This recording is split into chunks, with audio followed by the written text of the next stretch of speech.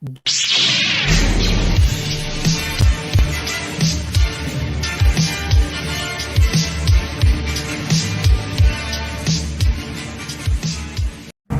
it begins. Forth and fear no darkness! Arise! Arise, riders of Theoden! Spears shall be shaken! Shields shall be splintered! A sword day! A red day! And the sun rises!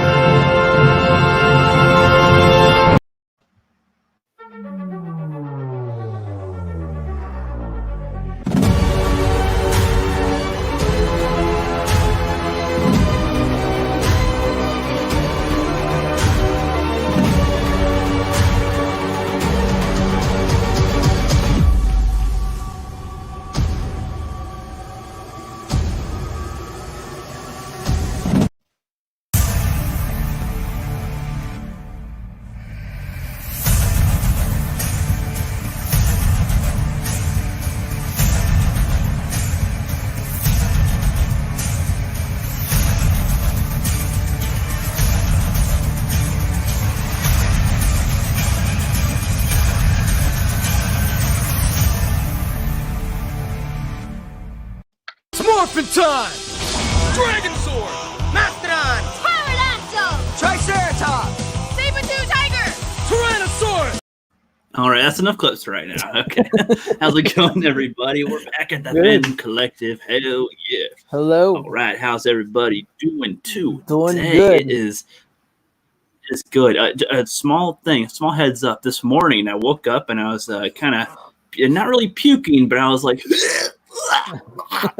and my mom, I was like, "Do you have the coronavirus? Stay in there." As I woke up this morning, but no, it's just some mucus, chest tightening up or whatever the way I was laying down. So I don't have the coronavirus. I'm good. Though I am in the state where there are the most deaths from the coronavirus. So boy. Who knows?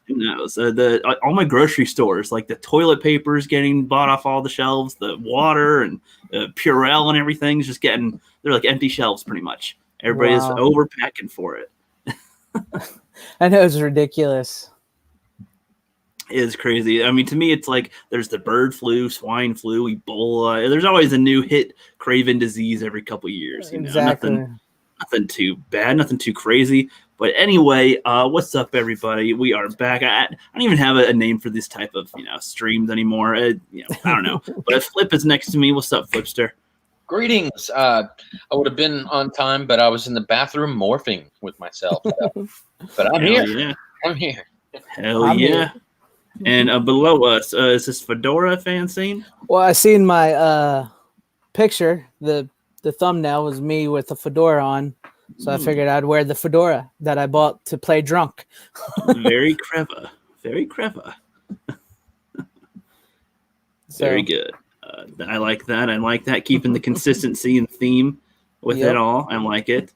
We got a couple people in the chat. We have the Continuum Trek. We got Teresa Martin. Got the Riot Kitty. Got the fan scene. Just kidding. Then we got Will Gentry. Fan scene's here? Yep. I see him. Dude, that guy's awesome.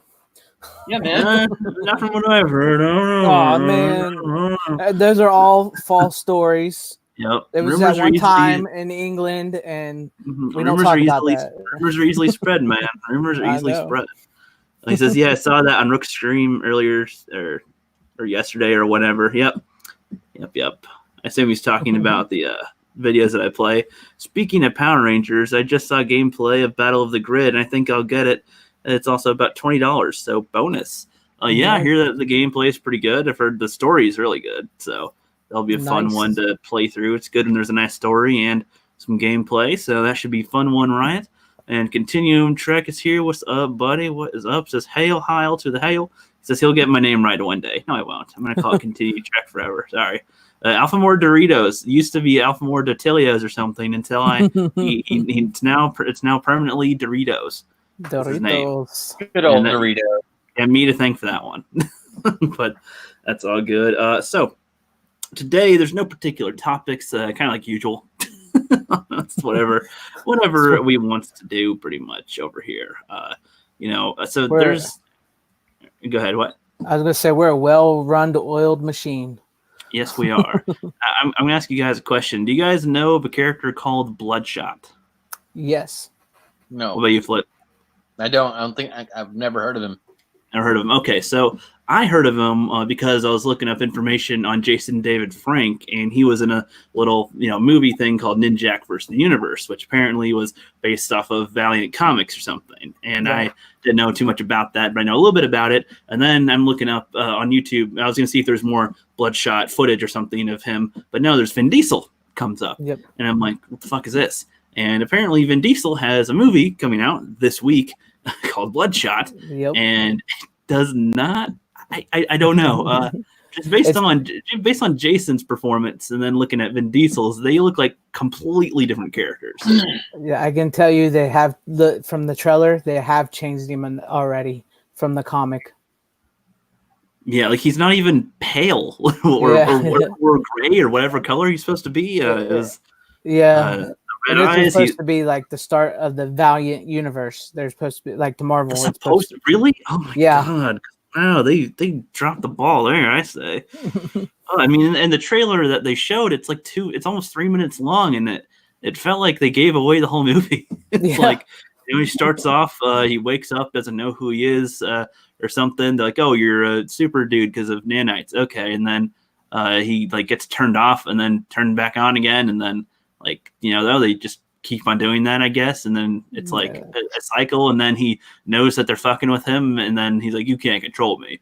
And it's like, okay, you're showing a lot of the beats of the movie now. Like to show you the whole movie right there. Yeah. So it just kind of irked me a little bit. And I'm going to, I have my Ninjak versus the Universe review coming out. And then I'm going to go see this Bloodshot movie so I can talk about it a little bit. But man, I haven't read the comic version of Bloodshot, but I kind of want to. Tempted to get a comic of it if it's any good. Do you recommend it, Fancy? Or I've read very little of the Valiant universe. I don't know a whole lot about it, but I do know that Bloodshot was actually a really good character in the comics. He had a really good story. Yeah, he's like supposed to be a Marine.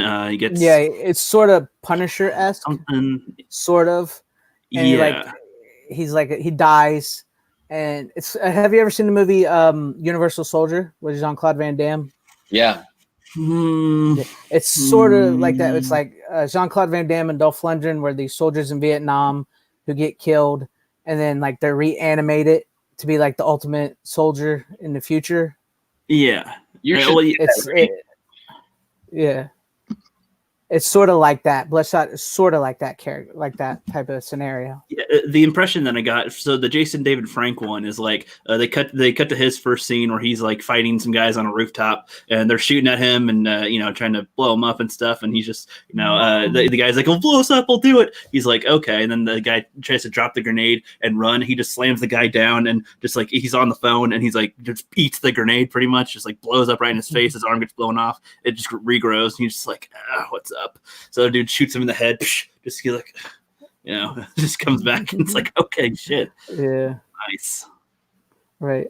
Ashton Comic says, if it follows the comic, trust me, they aren't showing you everything. Well, I mean, I don't know. How likely is it that they're actually following what the comics do? Necessarily, There's another comic called Work in the Valley, and they've got a character called Money Shot. So Money Shot, Bloodshot, Deadshot. Yeah, these characters are pretty. There's a lot of shot names in comic characters. That's for sure. Some superheroes. I mean, It's a good name. Curtis YZ says Soldier is better into the what? A Soldier is better in my opinion than Universal Soldier because it's connected to Blade Runner.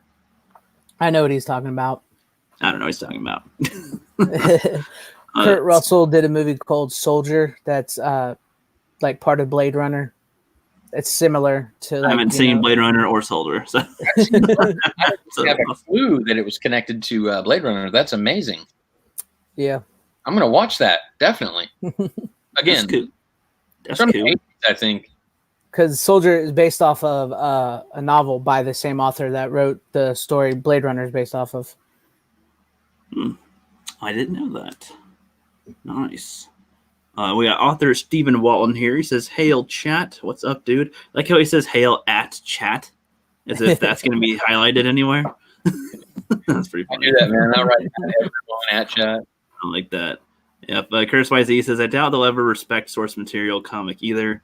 Ash says, "If you want to check out Bloodshot, you can get an unbelievable steal on Humble Bundle right now. 5 days left. The first 9 TPDs for $1 and 29 total trade paperbacks for $15. Humble Bundle. What? Is that like a website? Yeah, I think so. I might check that out because I do kind of want to check that out. I might do that. Thanks for the suggestion, Ash on Comics. Echo Base says, "Hey guys, hail the Fandom Collective. What's up, dude?" His documentary video reached over 100K views on the Phantom Menace, I think. It's a beast. It's epic. It's a great video. I'm real proud of those guys. Yeah, we got to get them on sometime to talk about that. Agreed. It'd be good. The best company right here. Hell yeah, buddy. and with our attachment down below, of course. You know, that's good. I'm just a hanger on. Yep, you're a backup boy. Just kidding. No, you're today. You're a fedora hunter. I'm the side piece. Today you're the front piece. You're the front piece today. I'm gonna blush. Oh. Yep. Big sexy. Big sexy baby. Hey yeah, baby. Curtis YZ says he has tats on his face and arm that say Battle of Orion and Tannhauser Gate. Nexus is mentioned, and a glimpse of a police speeder in the background crash. Oh, trash. Trash, yeah. Is that referring to Universal Soldier or Bloodshot now? I think he's referring to Soldier, the Kurt Russell movie. Okay, because I'm like, I have no idea. Yeah. That's good. Echo Base is having Mexican food. You poor soul. Your ass will not thank you later. Yeah, no, that's okay. Ash on Comics. I'll check out the website that you mentioned, the Humble Bundle. I will check that out, and if I forget, Francine will remind me. So that is good.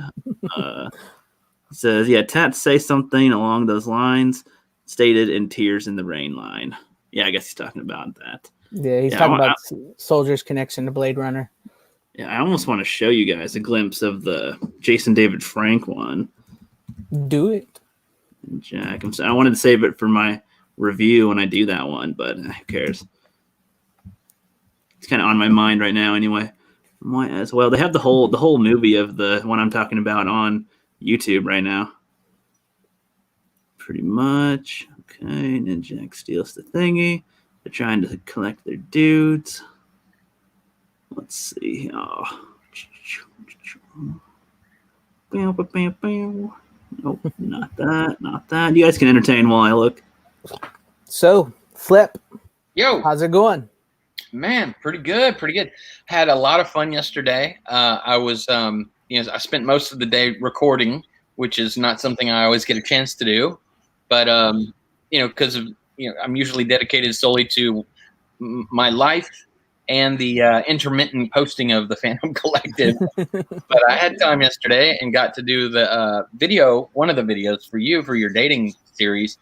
And good. Oh man, I am just so excited. About how many people do you have going on that, and when do you think you'll? See, right now I got 1, 2, 3, 4, me 5, possibly 6. I'm working on maybe get a couple more and start getting it edited together. Okay. How many altogether? 6 at the moment. Well, 5 at the moment, possibly 6. That's good. Okay. Yeah. That's very good. Very good. Oh, you found the okay. Yeah, I'm gonna play it and pause it here and there so I don't get copyright. But here's a little glimpse at the Jason David Frank Bloodshot character.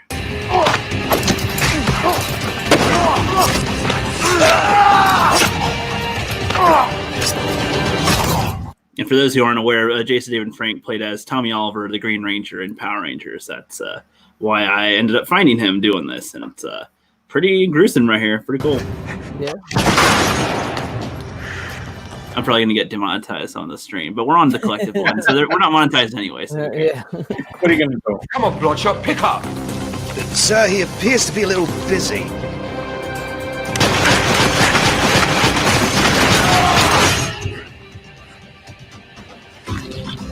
Just pausing for the music, lots of drum beats and stuff. I don't know if it's an original score or not. Hey, I'll do it. I'll kill us. It's like, okay, you just saw him get shot in the head, stabbed multiple times, shot multiple times. No, blow us up. Sure. Oh, I swear to God. Yeah, it's totally gonna work out. Yep. And he's got a business call. You know, gotta deal with it. Of course. We have a situation. Yep.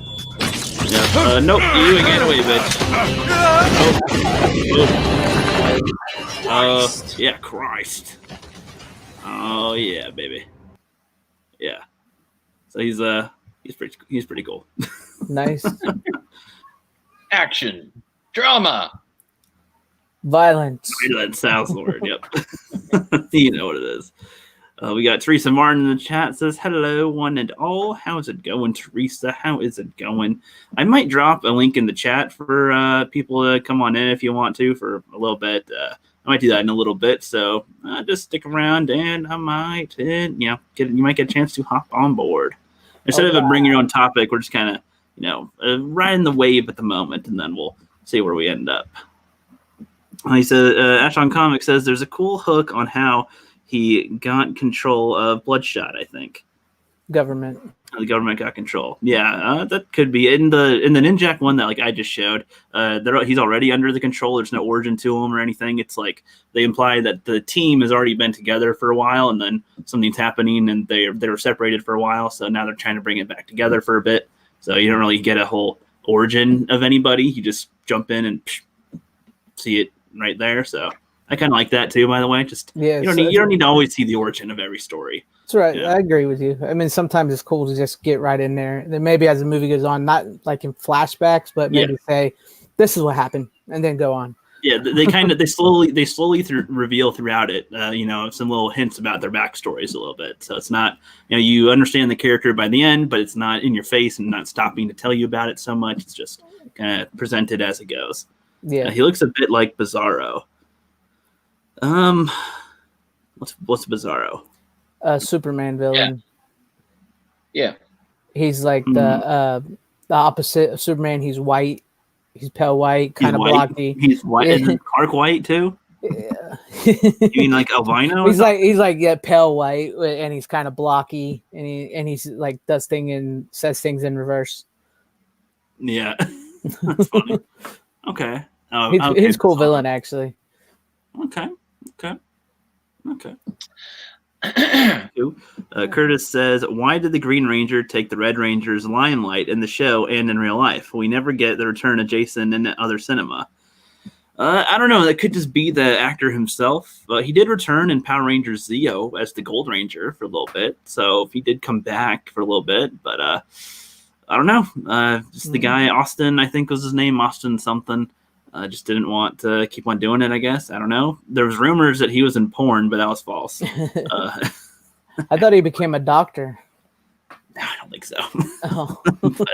not so that you hear one. all these things and you never know it's true. Yeah, not that one. A lot of people are like, oh, didn't the Red Ranger kill somebody? It's like, there's over like 30 Red Rangers. Like, there's, not all of them's the same one. Not quite. Right. Will says he says things in reverse. I don't know.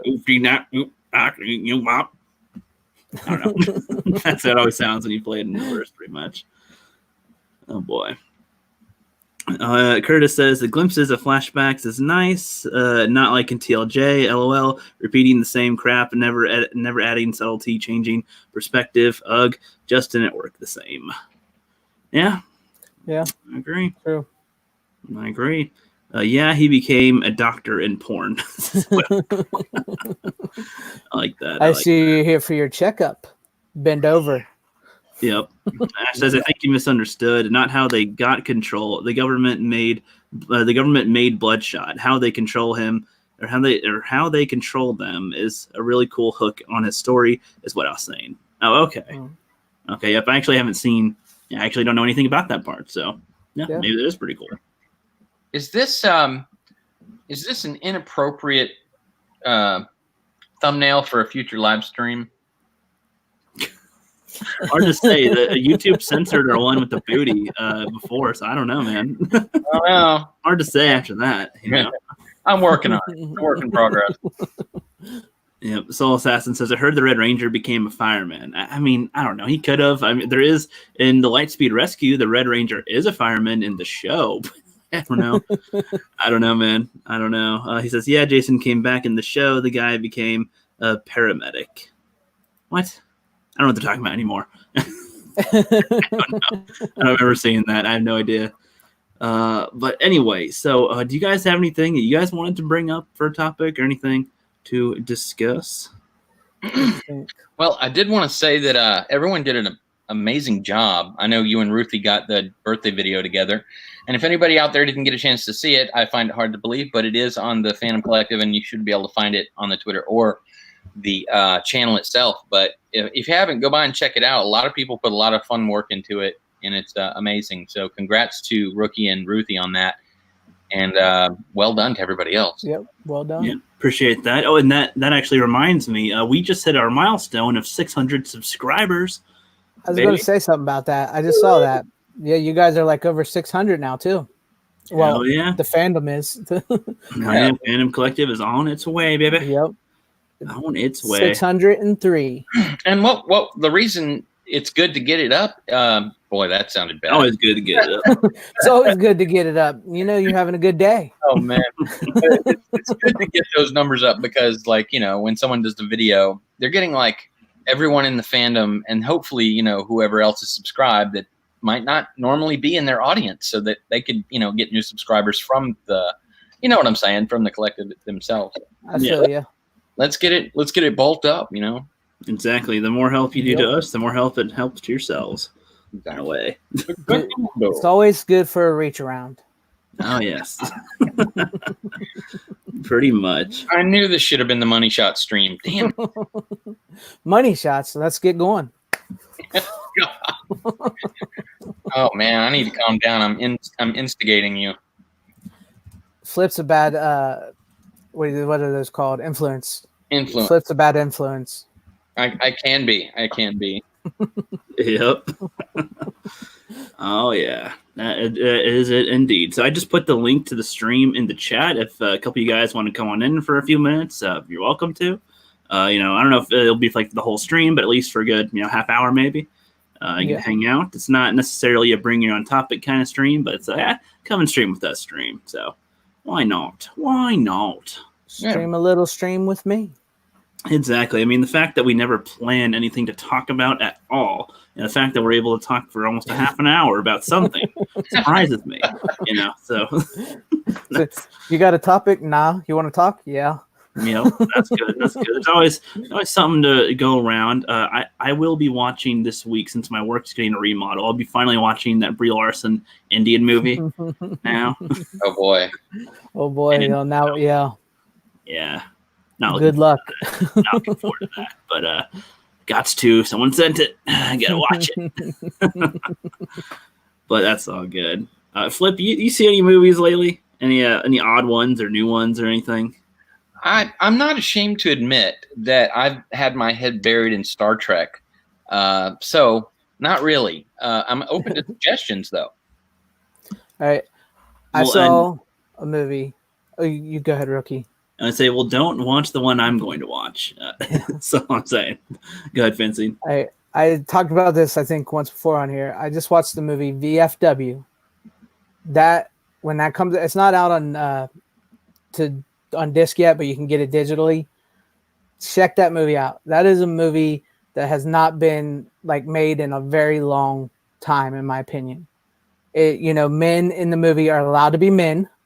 They kick ass. It's like full toxic masculinity. You know, the old soldiers taking on these young punks, and I mean, like, practical effects. I know some people really like that, not what I do. And it's like straight up practical effects. You know, when like a head explodes, it's not CGI. It's like, you know, mannequin head It's real. explodes. Yeah, and I mean, it's got that old feel. Like if you like those type of movies, I highly suggest, especially like if you're a John Carpenter fan, because it's like a straight up John Carpenter film. It's really good. What other ones has he done? John Carpenter? Yeah. He's done The Thing, They Live, Assault on Precinct 13, the original Halloween. Man, so many. He's done so many great movies. I haven't seen any of them. Go on, Flip. What's up, Continuum Trek? We gotta play our guest entrance theme here. Hold and fear no darkness! Arise! Arise, riders of Theoden! Spears shall be shaken! Shields shall be splintered! A sword day! A red day! And the sun rises! And welcome, Continuum. There you Thank you. I get an intro. That's cool. That's happy days. That's what I try to do. That's the only guest intro that I have at the moment. It's just like the sun rises. I'd actually love to know how you do that. So while you're like live in front of the camera, you just click a button and then a video comes up and it replaces. See, I don't know if it's because I'm upgraded or not. I don't know if the basic one has an overlay feature. Because on the StreamYard functions, I go to the brand column on the right side, and over overlays, it allows you to upload a 30-second or less video, basically, and then it kind of stores up to like 50 on there on one column, and you can make like a whole nother separate one for a different little folder thingy, pretty much, to hold more if you want. So that's how I have some of them on record, you know. Right. So it begins. Yeah, pretty much. That's cool. Told me to do a couple. I'm gonna be working on some so we can have some other ones. And plus, you know, it's fun to create. It is. Well, I mean, my intros, for instance, when I do a different video, I generally change the intro. It takes me about 4 hours just to make the intro. Oof. Wow. Yeah. So, you know, using a bit of copyright-free music that I bought from Varto Market or something like that. I use that music and then I make my own intro. And yeah, it takes 4 hours to make, unfortunately. So yeah. Nice. It takes more time than the actual. Sorry, what? That's a nice work and effort into making a good video, though. So it is. It is. Unfortunately, it takes longer than making the actual video itself. Yeah. Happens. But, hey.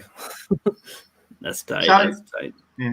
So that was an interesting thumbnail you used for this video with the gangster. I thought we'd be talking about gangster movies or something for this stream. No, just cool thumbnail. This is how we roll. This is how we roll. I've kind of been on a gangster theme lately, so yeah, we'll change it up. Eventually, it's going to be a money shot theme. So yeah. All right. Mm-hmm. Looking forward to that. Yeah. You get banned on YouTube. We're getting girls and everything, you know, money shots. Money shots. Dollar bills. Bikini contests.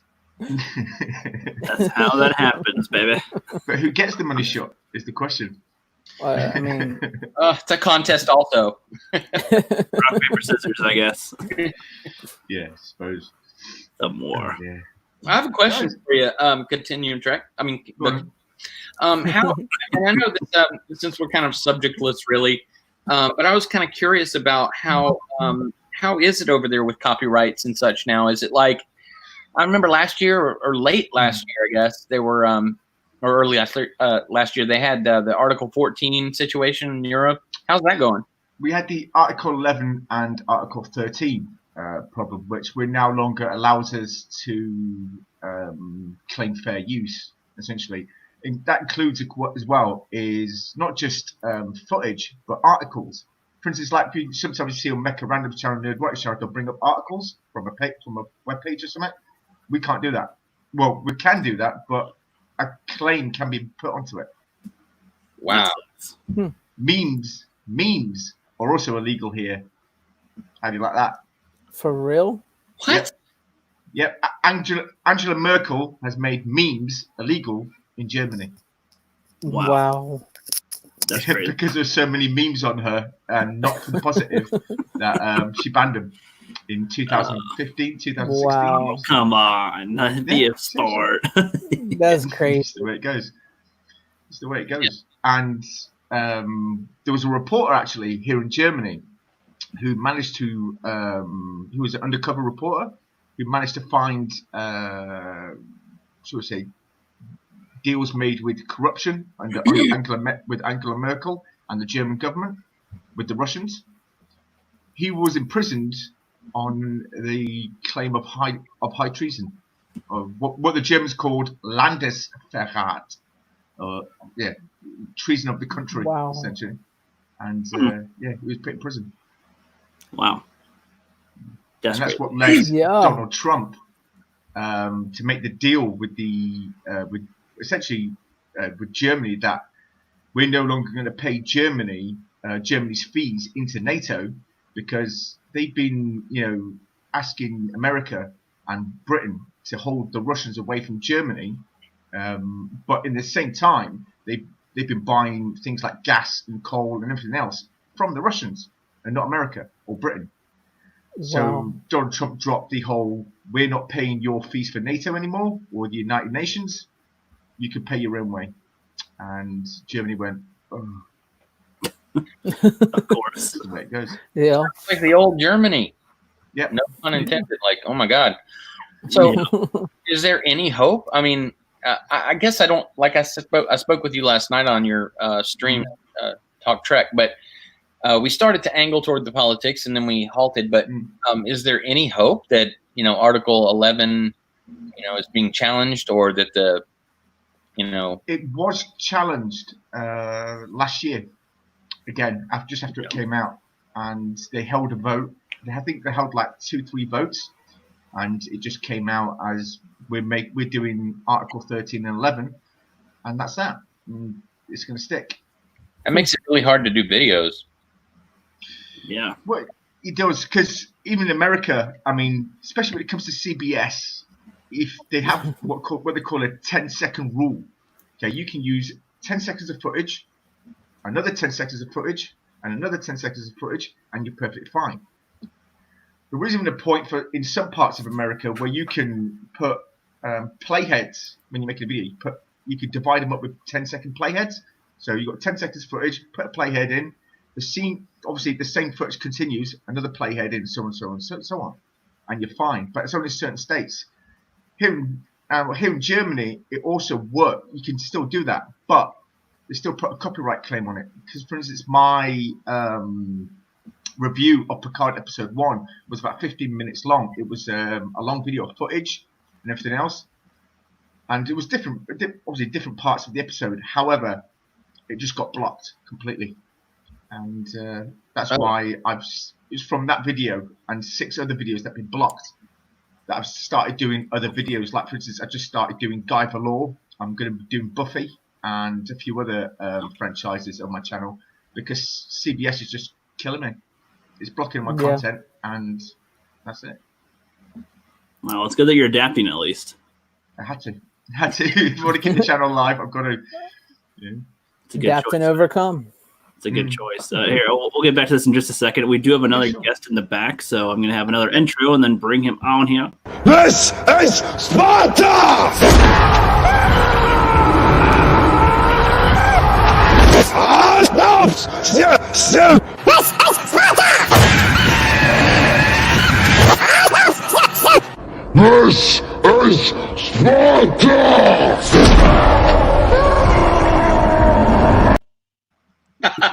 What's up, Culture Casino?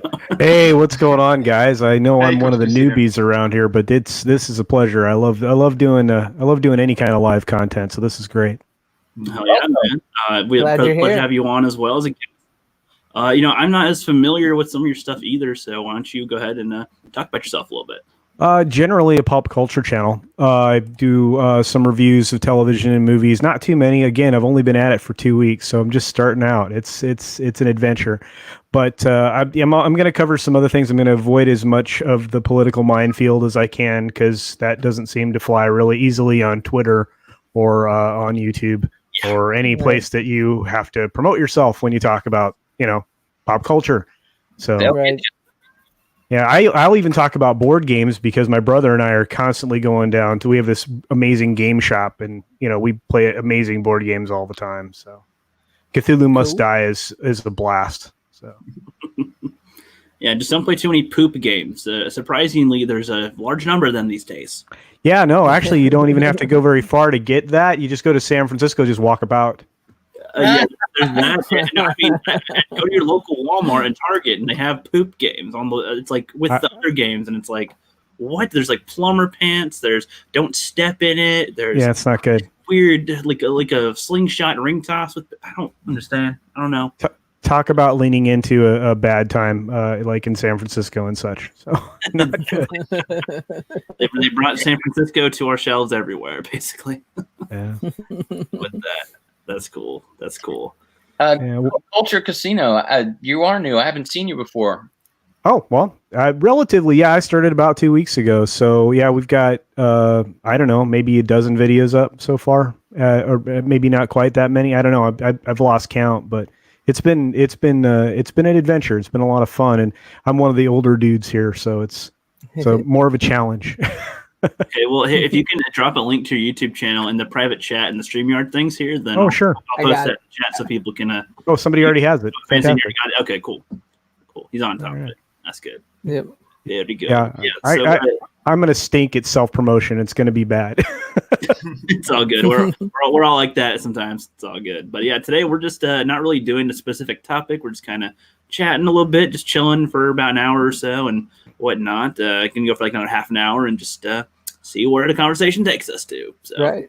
That's kind of the idea. Sounds great. Yeah. So floor's open pretty much for whatever topics you guys want to talk about. So I'm easy. Oh, Everyone really? knows that, but You're yeah. easy. I am. So how easy?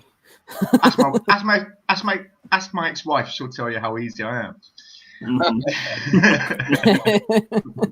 Is it 1 a.m. for you? Continue. I forget. No, it's 11. It's 10 to 12. So 10 minutes to midnight. Okay, not too late. Okay, that's good. Culture Casino. What time zone are you in? We have a weird time zone, but you can call it Mountain for right now. Oh, in the U.S., right? So, yeah. Okay. Yeah. Pacific, Mountain, Central, Eastern. Yeah. Okay. Yeah. I'm when you're on YouTube long enough and you live stream with people from all over the world, you start to kind of get familiar with time zones and what the difference is and what countries to where you are. So, yeah, I discovered Mountain Time and Central Time. Like I didn't know those were a thing. So. Yeah. See, my clock says it's 3:50 right now. So. That would be a cool little widget or something on the StreamYard you could add on, so when someone from a different time zone comes onto the stream, have a little clock so the audience can see what time it is in that country. That'd be pretty cool. Real convenient, yeah. That'd be cool. The two Me Too Star Wars Network says, "Hey y'all, just got a minute between streams and life. Just wanted to say hi. Hello. Hola." Yeah, that's a great name. I love that channel name. That's fantastic. Oh yeah. The Me Too, the two Me Too Star Wars. Two Star Wars. Me Network. too. You know what? I'm going to go ahead and subscribe to him. That's a cool name. Hell yeah. I put Culture Casino's link in the chat there. There we go. Well, thanks very much. I subscribe to him as well.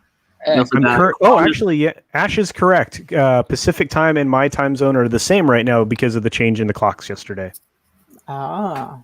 Daylight savings time punishes us once a year or twice a year. Depends. Punishes is when you get less sleep. So I guess it's once a year. Oh, indeed. No, I didn't realize that. Yeah, it's 3:50 for me too, and I'm in the Pacific. So yeah. Yeah. Interesting. Yeah. I got 6:50. And no one cares. I'm just kidding. Oh, I'm gonna just go cry. Give me a minute. That's an East Coaster. You're good. But yeah, so I guess are you guys gonna see any movies coming out in the next next month or so? Well, I'm obligated. Yeah, I'm obligated to see. Bloodshot because I covered it in advance of the movie releasing. So, but it looks like it'll be pretty cool. I was also obligated to see Onward. because I had an opportunity to see about 11 minutes of that well before its release. So I've done 3 videos on Onward so far, and I wanted to do 2 less than that. So yeah. Okay, that's I cool. was thinking about going to see that Birds of Prey. I mean, I've heard a lot of bad press about it. However, I thought just for the sake of getting out of the apartment and go to see a movie, I thought I'd go watch it at some point. So could be a good schlock film. You know, you never know. Yeah, Bloodshot. I think that'll be. I don't think that'll be good, but I do want to see it too to see how it is in a way. Yeah, cool. Have you seen the Jason David Frank one, Ninjak versus the Valiant universe? No, but I can't wait. I'm excited that they're actually developing an entire cinematic universe for Valiant Comics. I think that's going to be great. Well, they're attempting it so far. Well, hey, they've lined up some people for these films. I mean, Vin Diesel's just the beginning, and it's one of the things I covered when I was doing it. Yeah, I'm pumped. Don't say they're attempting to do it. I want to enjoy something. So well, I mean, because the Universal tried to do that with like the Mummy and stuff, and that it's gonna be so great. We got Tom Cruise. Fell down. Yeah. And stand up on 2 legs. I'm hoping that they do a good Valiant universe too, because I want to see some of these characters in action as well. But I don't know. It's hard to say these days. Based on the trailer they showed, they showed a lot of the movie in the trailer. I don't know. Oh, Bloodshot? Yeah, absolutely. I don't think that you're going to be surprised. In fact, that's a comment that I made in the video I shot was, they give you the whole idea. I mean, there's the last little bit there of the third act is going to be the only surprise for anyone. Pretty much. Okay. Yeah, I haven't read the comics. I've only seen the Ninjak versus Valiant universe hour-long video on YouTube. Well, I can't wait to look that up, because that's one of those things I will have to follow up on. It's pretty good. I don't even know what type of production they had or budget, but it's a pretty well-made one, and it doesn't seem to be sold on anything. It's just on YouTube. So that's cool. Yeah. Nice. That's Ninjaks, is it? Yeah, but Ninjak versus the Valiant Universe. You could also look up Jason David Frank and go to his YouTube channel. It's up on his site as well and whatnot. But so other movies. So with me this year, I haven't seen anything this year. I don't think if the Joker came out this year, like in January or something, then yes, I saw it. But otherwise, I haven't really seen anything this year, and nothing has really caught so much of my interest. Though I do want to see Bloodshot, since I'll actually have time to go see it. But that's it. Like there's nothing that I really want to go to the theater to see this year. But I really couldn't tell you what's coming out, to be honest. What about you, Flip? Yeah, I don't even know what's coming out either. My eyes are pinned to either Star Trek or YouTube, so I really don't know. I kind of count on you guys for this. Well, I'm going to watch this Ninjak after the stream, because I've just saved it for later now, so we'll check that out. That's good. Nice. Yeah. What was the other one you said? Onward. Yeah, Onward is a Disney Pixar release. It just released this weekend on the 6th, and the blue people, right? Yeah. They had an early preview for special guests last Saturday, and then they had their actual preview opening on Thursday. So they actually are cramming 5 days worth of weekend into this weekend. So their earnings are artificially higher than they would be, and they're depressed right now as it is. So. Do you guys think that the fear of the coronavirus might affect might affect the box office numbers for some of the movies that are coming out in the next month or so? They're saying it's going to.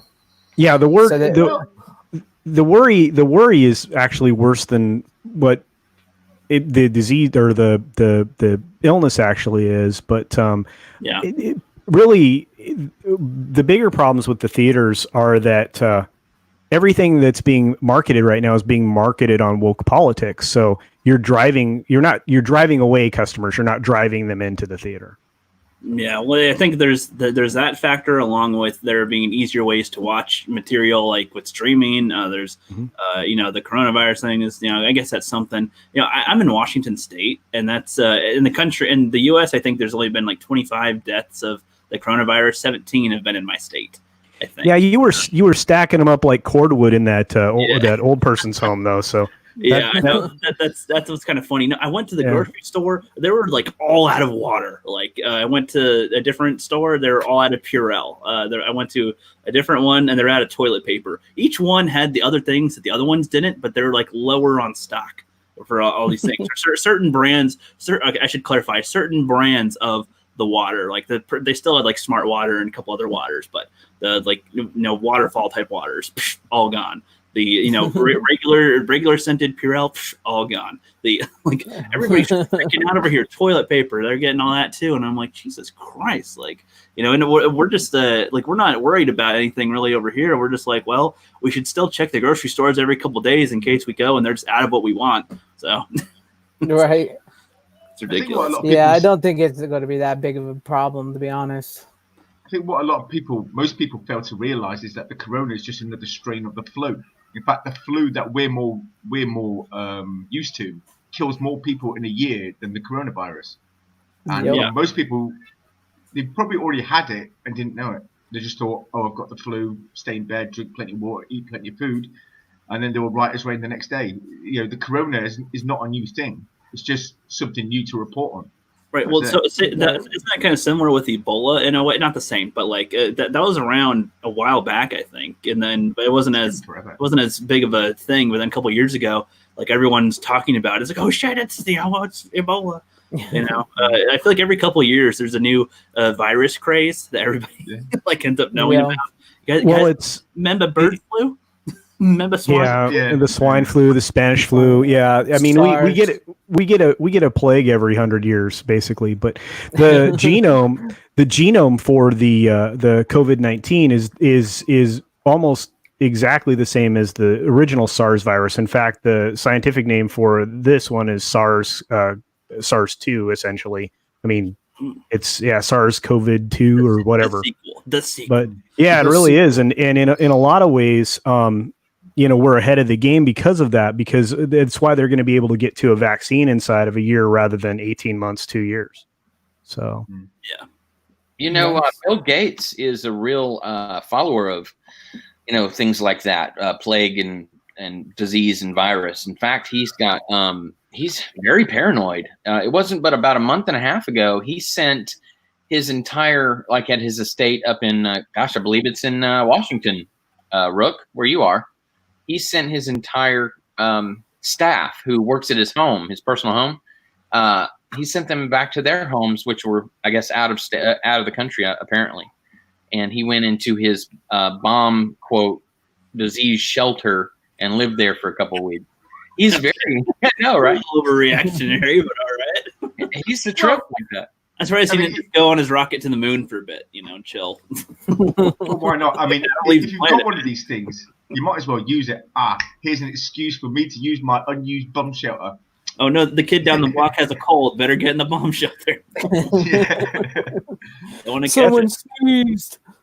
That's a little over prepping as far as I'm concerned, but I'm not sure if you come out of that bunker after half of the world's gone that you really want to you really wanted to come out of the bunker in the first place. But Ash put up there that the Christopher Nolan's new film Tenet is about to come out, and that looks amazing. So I'm looking forward to that also. Tenet. I don't know if I've seen that trailer. It's worth just seeing it. It's that trailer is on YouTube. You should see it. It's amazing. That film's going to be ridiculous. We shall see. I'll check that out. Yeah, I don't know. I feel like this year is the year where I've paid attention to movies coming out the least I've ever have. At least since I've been into movies more. When I first started a couple years ago, I saw 25 movies in the theater, and then the following year I saw maybe 17. Next year, less than 10. Now I've only maybe seen one, maybe if anything. Yeah. It's I don't know, not the same flair. And I love movie theaters. I love going out to the movies. But it's I love going out to the movie theaters, but they should do something to make it more worth going to ish. There's a couple things they could probably do, but the make better movies. The production companies rubbed us raw with all this, agenda and whatnot. And just when you think, oh, I just found out this reboot's coming up or this remake, and you get excited, and then you see what they did to it, and it's so disappointing. I used to be, and like many of us, such a big Star Wars fan, but lately I just don't even pay attention to it. And I wonder if that's rubbing off on the movies as well. Well, you can only get preached at so much, and you just get tired of it. And that's unfortunately what a lot of these movies have done. They've driven the audience away because there's only so much, blame that you can take being pointed at you all the time. So yeah, but that's part of it. But it's also like not last year, but the year before, I took a chance on a lot of movies that not that many people were talking about and weren't as well known. The ones that I didn't really know any backstory about, like Annihilation, 12 Strong, the Hotel Artemis, quite a few of these random movies, and they weren't all that good either. Those ones weren't pandering or social justice. They're still just kind of like average movies. I don't know. So even those ones that weren't, peddled were still, eh. Well, again, you've got the creatives in Hollywood just doing reboots and, not being very creative, right? Pretty much. Yeah. I mean, has anybody else noticed that they seem to fill the screen full of cast, but they don't have a lot of story? Yeah. And so you don't get a lot of development because you have too many members of the cast.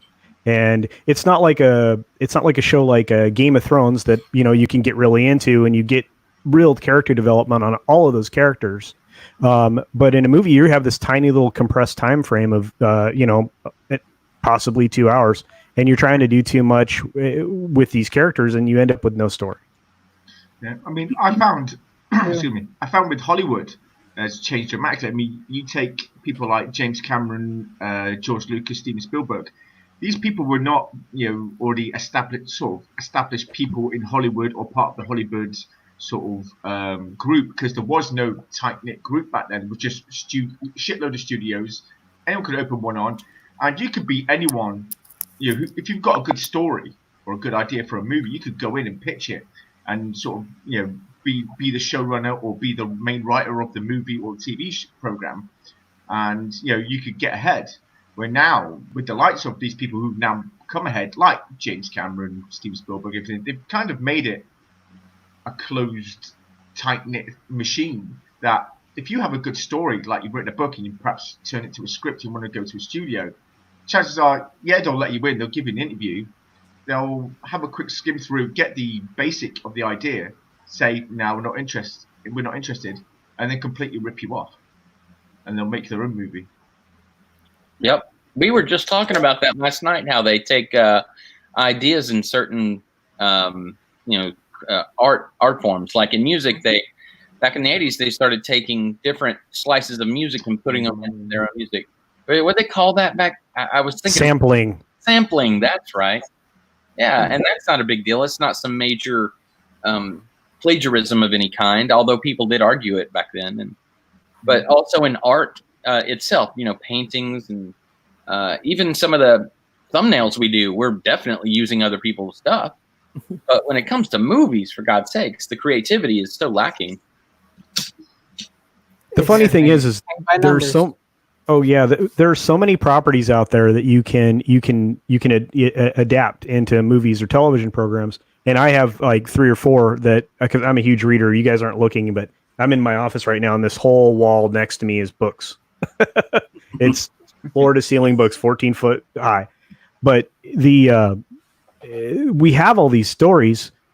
The problem is Hollywood doesn't have a visionary anymore. You brought up the continuum that we had George Lucas and Steven Spielberg and all of these visionaries. We don't have a visionary creatively anymore. James Cameron might have been the last one. Maybe Christopher Nolan is right there, but there are not there. The last guy to do anything with anything that was an adaptation that did it incredibly well was Peter Jackson with the Lord of the Rings trilogy. And then he turned around and made The Hobbit probably the worst and most insufferable set of movies I've ever seen. But again, you're trying to create for a studio and now you're creating for yourself. And those first 3 movies he was invested in for himself. So, but we don't have those anymore. Well, that's an interesting thing that you bring up there, because like with fan films, I feel like even they don't have maybe the same level of quality production or like the same acting prowess, but I feel like they do better adaptations sometimes. Not all of them, but some of them have better takes or decent takes for considering what they have. When the internet, you're 100% right, because when the internet was very young, one of the best things to do was to go and find the videos, and you would find them everywhere. And back in the old days, before the internet, we had BBSs, and you would share clips of consumer made material like Troops. That was a Star Wars parody based on the show Cops, and that thing you can go back and watch it, and it's just as funny as the first time you saw it, and it's just as relevant. But you don't even get that kind of quality out of the regular theater experience anymore. So you're absolutely right. You're absolutely right. Yeah, well, and that also kind of made me think about how there's probably hundreds, if not more, independent films that aren't, publicly pushed or released, or, just maybe they're in just a town or even in other countries too. By the way, like other foreign films that could be really good, but we don't really see much of them. They're not pushed as much in front of us, so we don't really notice them as often. And seeking them out, it's not always easy to find. So for all we know, there could be hundreds of films released in the last couple of years that are fantastic, but we don't know. Like that's not something I was thinking about. Like there could be fantastic ones that we've been thriving for, thirsty for. That's just I could tell you a couple completely under the radar. That's what I'm thinking. I can tell you a couple of them. You should see the movie Safety Not Guaranteed. It's a Colin Trevorrow movie. It's an independent movie. It's about time travel, and it's really, really well done. Very well executed character piece, and it would have made you want to see what he would have did with Star Wars. Plain and simple.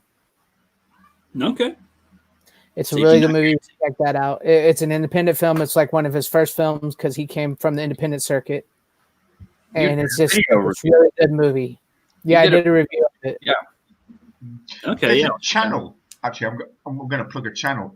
It's a sci-fi channel called Dust. And they do some really great sci-fi stories. Self-contained stories. They're about half an hour to an hour long, and they solely just create what look like top quality TV shows.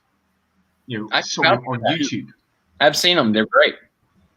Great. I'm gonna have to take more notes, guys. I got to write stuff down. My brain's not as good as it used to be. It's all good. It's all good. Dust. I've got one. Yeah, and like I talked about earlier, VFW is also an independent movie done by this director named Joe Bagos, and he does really good. Like he's sort of in the horror genre and sci-fi genre, and he did that. The VFW is a really good movie. You guys should check that out. That's an independent movie. It stars Martin Kove, who was in The Karate Kid as the sensei for the Cobra Kai. Stars William Sadler, who's the Reaper from Bill and Ted. Fred Williamson, and I can't remember the guy's name. He's from Don't Blink and Avatar. He's the lead. It's just these old soldiers in the VFW hall who has to end up protecting this girl from these drug people. And it's just like a straightforward action, bloody, violent flick, independent, and a lot of people ain't heard about it because it's an independent film, and it's very well done. Yeah, that sounds great. I think you were mentioning that as I came in, and my dad sees a lot of independent films. So every once in a while, he tries to drag me to one because we have a couple of art houses that are close by that you can go and see some of those. And maybe I'll start going to see some of those. But I'm definitely going to check out that. You guys are giving me a list of stuff to check out because I need content for my channel. So whatever, I'll take it all. Yeah, have you seen Star Wars Origins? No. This is another good one to check out. This is a fan film that was made in 2019 for a film festival thingy, and what was that? I must have missed this one. Yeah, it wasn't. Nobody really talked about it. I was going to cover it as a video just to spread the word so people can see it. 'Cause it's cool. So the premise of this is that this takes place like in World War II, and it's like not too long ago. Nearby, kind of how they started, and it's like they link Star Wars. Its futuristicness, and it's in a galaxy far, far away, and it's as if like it became here and part of our history a little bit. They do good thing here. It's kind of Indiana Jones-esque too. So he's in a pyramid, but it turns out that it's part of a Star Destroyer. And she's got some artifacts, and these people, they're in Iraq, I think, and they're trying to keep it secret, kind of. And they have an item that they discovered. Oh, that's a good composited shot. Somebody did a lot of work there. I'm going to let my men have their way. But I like your fire, American girl. We'll do this quick, if you tell me the truth. What else did you remove from the temple? I'm just going to pause it there for a sec for the music. So it's not a full-on copyright thingy there. But like so far, this is a Star Wars fan film. Like it's amazing because if you didn't know what you were looking at in the background there, that's a completely composited shot because they're somewhere where those mountains that are behind her, those aren't there. That is very, very well done.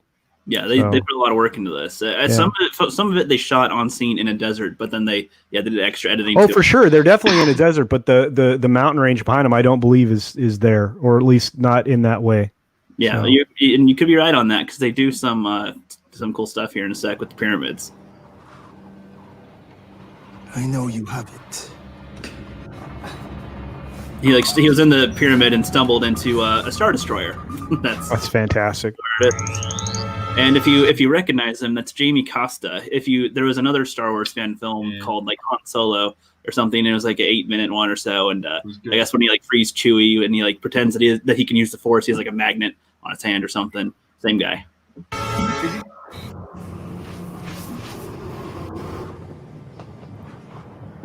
Search me. If you'd like.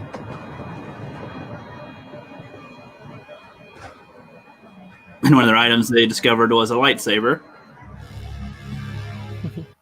in their archaeological dig.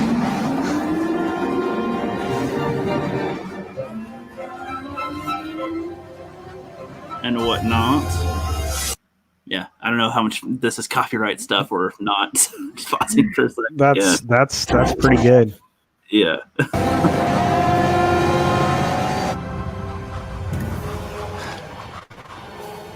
We'll find it ourselves.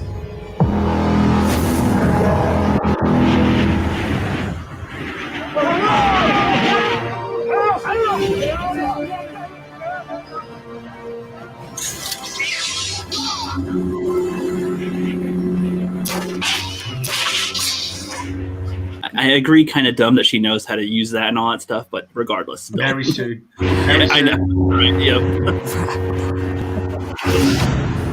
One of her friends got killed earlier, or her dad or something.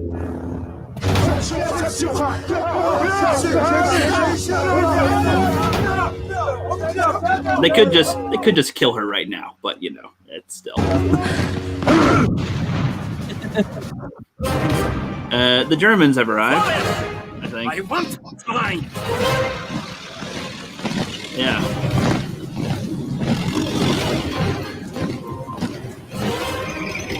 World War II still, so you gotta move it. And then this is about where I'm gonna just skip a sec. You're not gonna believe this place. It's true. All of it. I don't have long. Whatever you do, stay hidden. Why? The war just reached us. Ellie, get out of there. Ellie! I won't let them take us. Hold on. I'm coming. I can't. There's an army right by the entrance. It's impossible. But tell me the odds. Don't be foolish. You need to tell people what we found here. It's all for nothing. So basically, they end it with like he takes off in the Star Destroyer, and then they said she's pregnant, and they want to name their baby George, and so it's like they kind of connected the real world with the fantasy. They look like they were holding up parking meters to their ears there when they were talking on the radio, so that's fantastic. Is Jimmy Costa still doing the Obi-Wan Kenobi fan movie? I think he did that one too. Yeah, Jamie Costa right now, as far as I know, is in the most fan films that aren't connected that I know of, anyway. So, yeah, just a little That's glimpse of- cool. I'll that's only a half an hour, so I'll have to take a look at it. So. Yep, actually 20 minutes. So Yeah. that's good. Yeah, Will Gentry's seen that one. Yep, that's just one example. I've discovered so many fan films, Star Wars and Lord of the Rings, and just all these different types that are really good. So I'm going to be like doing little like 2-minute reviews to kind of get people to go see them if they want. There's a lot of great effort out there that these fan films can do now. So, Well, I almost go ahead. There was one that was about it was sort of they were poking fun at 9/11 truthers, where it was the destruction of the Death Star was an inside job, and Darth Vader and the Emperor were in on it. that's pretty funny. That sounds funny. I'd like to see that. It's a bunch of stormtroopers in the Mos Eisley cantina drinking green milk or something, and he said, "You know, I think it was an inside job." Yeah, I mean, look at Darth Vader, right? He was in his shuttle. There's no way he would just get in his shuttle and fly away without having an escape plan. It was an inside job, and the other guys are going, "What the?" You know, funny. I did see like a was it a fan film or a fan series once where it was the 305, maybe it was 5. It was about the people guarding the pathway in the movie 300, where they came. That's where they came through and then ended up killing them all. Well, it was like The Office. It was about these like people that are supposed to be guarding that pathway in 300. and how they're, it was like The Office and how inept they were and how those people ended up getting past them. It was pretty funny. I like that angle. Yeah. Wow. I can't remember what it was. It was like called the 305 or something. It was. I don't think it was a fan film. I think it was like a fan series, a couple episodes, and it leads to how they were let in. So that was pretty funny. I remember seeing that. This is cool. I've also watched the what's it called? Robot Chicken. They've put all these Robot Chicken Star Wars videos together. Absolutely hilarious. Yeah, those are pretty funny. Those are funny. Those are good ones. Those are from like over 10 years ago. Yeah, but it's just Palpatine when he was a young guy, and he was a really nice, friendly, happy guy, and then something happens, and he's like, "I'm going to take over the galaxy." What's funny is I honestly believe that we have enough creativity, in amongst all of us in the fandom, to actually write a movie and create it and do better than Hollywood has in the last few years. You're Because talking to the right people here. Well, I mean, if you look at guys like Ryan Cannell and OG Star Wars girl and all those people and that Star Wars girl, you look at those group of people, they know more about Star Wars history than pretty much anybody that's been writing Star Wars for the last 6 years. And it makes no sense to me why they wouldn't be out there doing that. So you've opened a can, man. Yeah. Oh, hey, I'm all about it, man. I'm all about fan and community created material. The problem is, though, I mean, you look at the problem is getting everyone together. If you look at I don't know if you've heard of Channel Awesome, like the those guys. What's his name? The nostalgia critic, Doug Walker. Doug Walker. Yeah, he's made several fan-made movies at a very low budget, and the stories are not bad. There's a good story there, and the acting's okay. But again, with the low budget, there's not much. Obviously, it's not much to look at. But he did one where they turned their house into a spaceship, and they're all operating computers from his basement, and sort of things that you would have done when you were a kid. You had your friends for sleepover. You pretend your bedroom was a spaceship or something. You did something. You drew buttons onto cardboard boxes and just sort of put them in a corner, and all of a sudden there were buttons and stuff. And it was pretty good. It wasn't bad, but as I said, with the low budget that they had, there wasn't much to look at. But I don't know if you know him, Cinemassacre, the angry video game nerd. He did a pretty good movie. Yes. Yeah. I've been telling Rookie about him because I like watching his rental reviews and how he wanted to be a director himself, and he did YouTube, and he got real big on YouTube doing his angry video game nerd.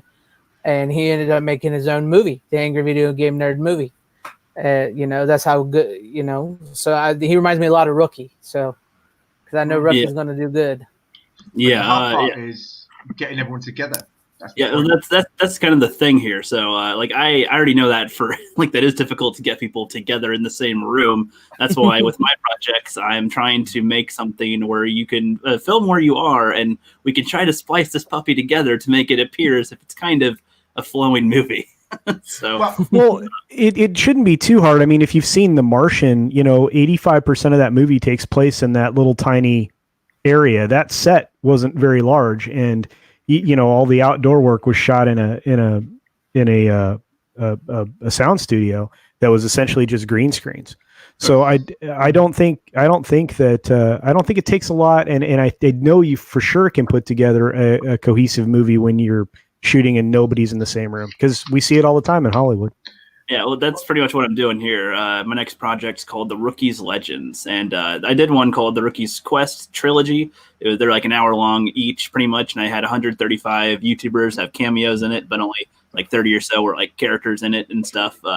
And we were able to splice it together and kind of make it somewhat something, but that was my first time attempting it, so it didn't quite flow as neat as it probably could be, but I had an artist make a cover for my next one that's getting released in July. And I'm making it an 8-episode little series, like 40-minute long episodes, and having a lot of people around the YouTube community star in it. And the gods of cinema are going to rise, and we're going to have to stop them. And it's going to be most of us won't be in the same room filming at all. It'll be we're all in our own locations filming in certain ways. There's certain ways to cut things, and there's some people that have green screen, some that don't. But I feel like if the dialogue flows well enough, regardless in responses, then people won't notice as much after a while. Yeah. Well, and if you cut the scenes together and you do jump cuts where the audio and video is finishing at a different time, like my whole garage wall in my 2-car garage bay, that whole wall is turning into a green screen right now. So I need to do a lot more, because right now I just have the thing behind me. I would prefer to be able to stand up and walk around within a 3-dimensional space, and so that's what I'm working towards. Well, I put up a concept video called it's called In Time Fundraiser, because I know a place that's completely abandoned. It's the size of a town, and my idea was of a time travel story. Essentially, it's Time Cop with a mixture of Knight Riders, like the relationship. The guy would have a device on his arm that would have an artificial intelligence. Sorry, I need to do this. Sorry. That would have an artificial intelligence, and the relationship between him and that AI would be similar to that of Michael Knight and Kit. And on the way back from his last job, he pressed the retrieval button to retrieve me back to the future. When he arrives back in his own time, that everything has been laid to waste. It looks like a post-apocalyptic future, because this place was my first unit in Germany. It's called GHQ Rhein-Dahlen, and then the Brits pulled out. The Germans don't want it. They don't maintain it. Nobody owns it, and it's completely abandoned. It's got entire housing estates, and there's a video on my channel. It's called In Time Fundraiser. So if you just look at it, it'll show you 2 clips of what it used to look like when it was still inhabited, and what it looks like now. And it's completely overgrown with weeds. The windows are smashed in. The doors are busted down, and everything. And it's just completely empty. What are the trespassing laws like in your world? It depends, but there it's not trespassing, because even when it was still a used barracks, it was a thoroughfare, so even civilians could just drive through, because it was there was a road that linked. Otherwise, you had to drive around. So the German government decided to to make it a main road, so even civilians could just come up to the gate, say, I want to go from there to there. They say, okay, you've got 5 minutes to get there. They radio to the other checkpoint of the barracks, the back gate, and you'd be there within 5 minutes. And that's that. And civilians were allowed to completely just drive through from one side to the other, because it was a big place. It's the size of a town. Wow. Yeah, that sounds like a great shooting location. Of course, in my neck of the woods in the Southwest, we have tons of abandoned ghost town places. I mean, you can drive within an hour of my place and be shooting in some awful, dilapidated, empty hotel, or an old-fashioned saloon, or any of that. So yeah, those are great opportunities, but sometimes you bump up against filming permits and things like that, or trespassing or things like that. Just do what James Cameron did in The Terminator.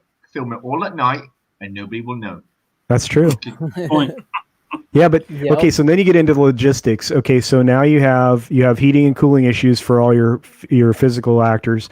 You have lighting requirements, which require generators.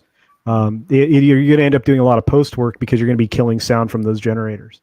So, but anyway, like I said, I just see that's the problem is I look at the logistics of all that, but using that as an opportunity, a place to shoot, that sounds amazing. I wish I were closer to Germany, I guess. So that sounds like an awesome place to shoot. Because there's another camp about 30 kilometers further up the motorway or the autobahn, and that was 7 and 16 signal regiment, and that's that's also about the size of a small town, and it has a whole airfield as well. And the thing is, you can go in there. People have actually posted up videos on YouTube of GHQ Ryan Darling on YouTube showing what it used to look like. People get nostalgic and say, "Look, here's where this was one of my units once." And that's an opportunity to like lay in a bunch of 3D artifacts, like or objects, like crashed airplane, down aircraft, or things like that. That because you lay that out on the airstrip, you could really make that a spooky time travel kind of a post-apocalyptic thing. That sounds great. Well, it originally started off as a Star Trek fanfic as Captain Robin April, who while beaming down to Earth, something happened, and he's in the past. Sorry, something happened in the past, and now he's in the 24th century, but it all looks like the 1950s. However, given them the new rules of what CBS put down for fan fiction, I thought I'd change the script. So yeah, and unfortunately, I also fell out with a couple of people that I was associated with under what was my channel sponsor, due to the fact what they were planning to do, all given with the fandom menace and everything, because they were very much anti-fandom menace. And they want to sort of go after these guys in a way of being just like them, doing clickbait videos and all that sort of thing. I said, I'm not doing that, and I left the group. So, yeah. Well, I'm looking forward to the Rookie Critics creation here, and if you'll have me, I'll gladly put in an appearance as some form of human. I'll find a cameo slot for you. There's always something to do there, definitely. And I'd like to thank you guys for coming on, by the way. It's been a great conversation, great day today with this. I feel like we should wrap up in a couple minutes here. So I got a few things, got to do another stream to go to in a little bit. But so we'll start with Continuum. If you want to plug anything or have any last little bits on conversation, go ahead, man. I mainly am a Star Trek centric channel. However, I am moving on to other projects, Buffy the Vampire Slayer, Guy Valor videos, as well as later on maybe Battlestar Galactica, and pretty much all things sci-fi and fantasy. So please come and check me out, and if you like my stuff, hit the like and subscribe. Hell yeah, and Fanzine, you got the link? Yep, I'm about to do it right now. Thanks, bro. And then Culture Casino, how about yourself? Well, I throw a video up every day or so, or every other day. It's almost all, current topical pop culture stuff that doesn't age well because it's usually gone by in 2 weeks. So, I'm working on a couple of projects that are going to be longer term and more timeless, but those take forever. So it's hard enough to work, a job, run my company I do on the side and do this. So it's a lot extra work. I feel you there, man. Well, I appreciate you coming on as well. And thanks for having me. No problem, man. And Fanzine, do you got a project coming out soon you want to plug or no? Yes, I do. Well, hopefully soon. Might be another week or so. I'm doing a new dating video because I did one on my channel once before of just me, but this time it's going to be called the Fandom Files. So I'm getting people from the fandom. They're coming on. They're going to either do characters or themselves. So it's going to be a nice little montage of like really bad dating, people looking for dating. So it's going to be pretty funny.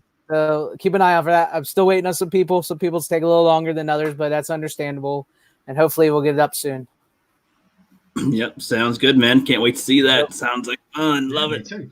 And what about you, Flipster? What you got going on? Yeah.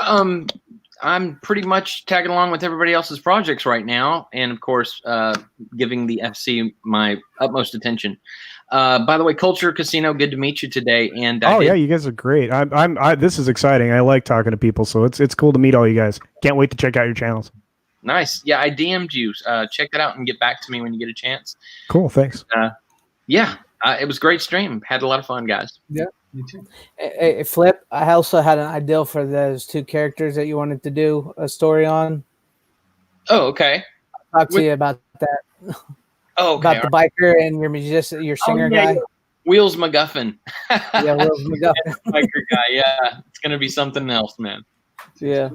All right. Well, with that, we're going to bring today's stream to an end. I'm going to play a couple of ads for a few comic books that people have going on. So after that, we shall close out and have a good one, guys.